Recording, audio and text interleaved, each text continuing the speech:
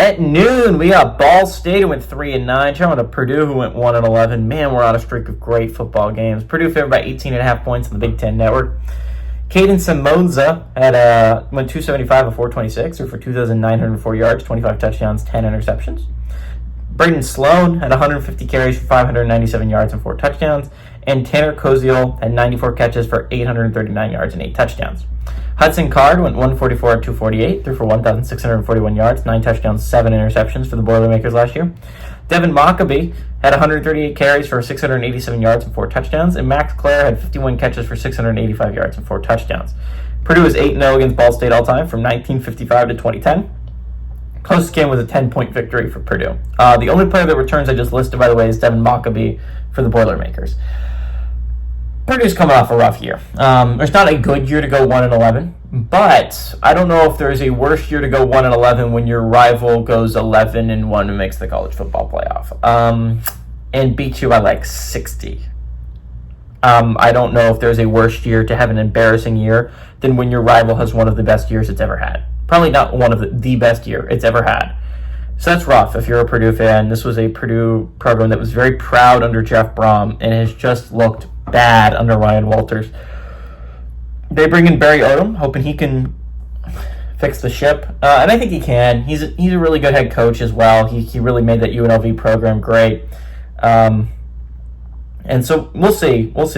Ball State hires their first head coach again for the first time in a long time. I think it was 9 years under their previous guy.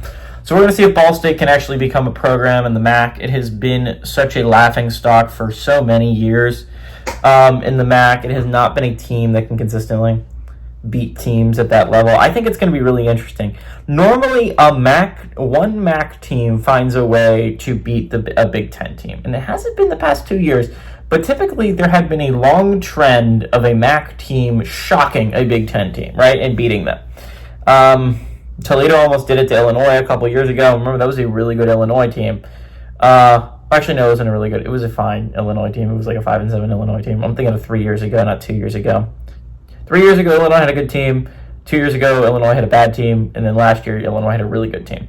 But Ball State could be that team to do it against Purdue. I mean, Ball State's not a good team, but Purdue is just a train wreck. And Barry Odom coming in, I think, could fix a couple things. I think he brings some nice pieces from the portal and his UNLV squad. I think the quarterback, I think Ryan Brown was his name, showed some real talent, real promise at the end of last year, especially in the Illinois game when he brought them back and they just barely lost to a really good Illinois team last year, I'd like to point out. I think Purdue has a good squad that has a bad squad this year, but I do think they have a better squad than Ball State. I think you bring in some pieces from UNLV. I think this team's going to go about 4-8 this year would be my prediction for Purdue. I think they get a little bit better, but I don't think they're quite bowl there. Maybe they go 5-7. But I like Purdue to win. And honestly, give me Purdue to cover. Ball State is just not a good team. At least I don't think, and I don't think this game's going to be all that close. Give me Purdue to win and cover at home.